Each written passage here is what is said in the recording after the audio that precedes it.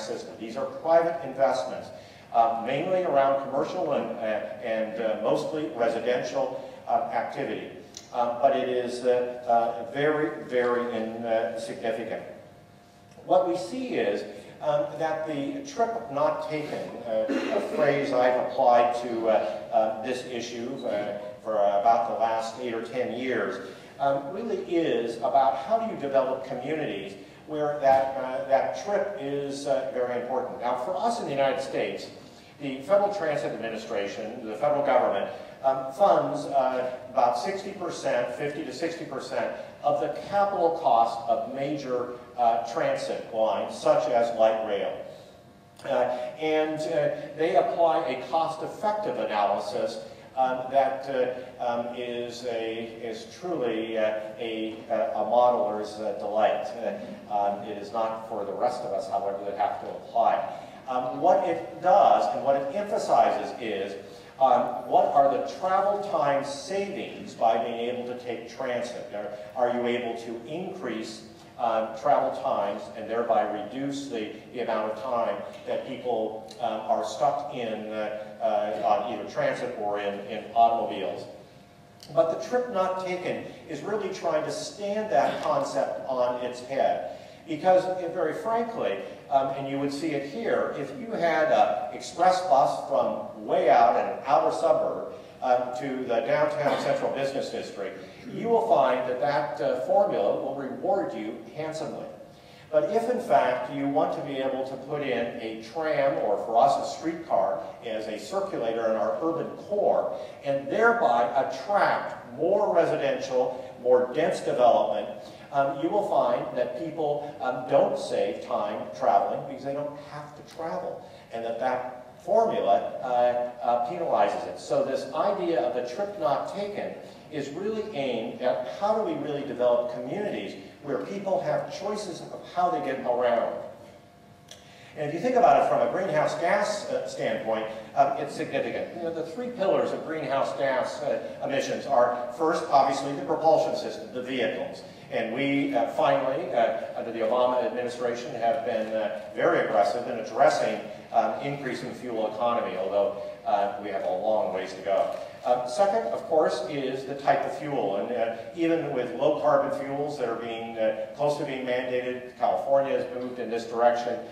What the third leg of the stool that's often missed is you have to be able to address the demand side of driving. That is, you have to be able to lower the requirement that the only way to get around is by driving or driving more. And if you think about it, in the United States, if we're going to meet our goals for greenhouse gas emission reductions, even with low carbon fuels and the new, what we call CAFE standards, that is the the propulsion system mileage requirements, VMT, we are expecting actual auto use will increase by 60% by 2030, and greenhouse gas emissions up 40%. Not nearly as bad as it would have been if those other changes hadn't been put in place, but clearly nowhere near the 40% decrease we need to be able to address by 2030 the beginning steps to address global climate change. So we must find ways to be able to reduce that demand for driving. This slide's a little busy, and it's an area called the Pearl District. Some of the development community and others from Adelaide have been there. This is, in fact, what Premier Brand came and visited about 5 or 6 years ago and said, I want to find ways to be able to do some of the things you're doing in that district here in Adelaide.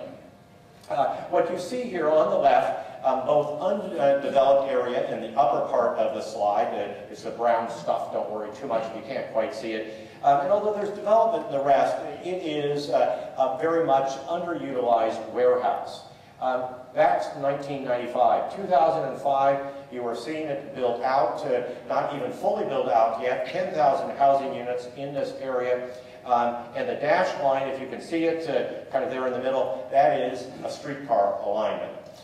What happened is an agreement was reached between developers and we, the government, to be able to make certain public investments. Streetcar construction was one of them, redoing roads and various other things. But in return, we asked those developers to be able to do several things as well. One is they had to commit to higher density development than they would have been comfortable with to begin in the first. Second, they had to be able to set aside certain property that would ultimately be turned into parks. Not at their expense, that is, the property had to be transferred at their expense, but, or at least not available for development. But the cost of actually developing the park were public expenditures. They need to do a number of other things as well, set out the street grid and install historic lighting, various other things to be able to be a part of this. But the agreement required that we would get to higher densities.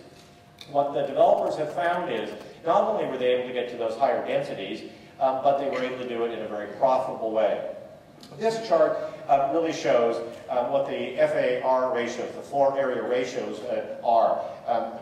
In the development community, oftentimes the maximum floor area ratio, that is really a function of density, are oftentimes not met. What you're seeing here is that on the far right side is within 1 block of the